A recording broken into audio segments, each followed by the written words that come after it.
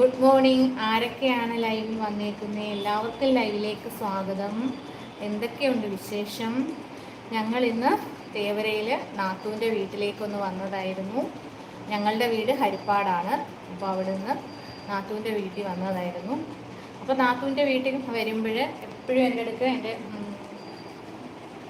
എല്ലാവരും പറയുന്നൊരു കാര്യം അവിടുത്തെ ആ മുരിങ്ങ കാണിക്കണം എന്നുള്ളത്.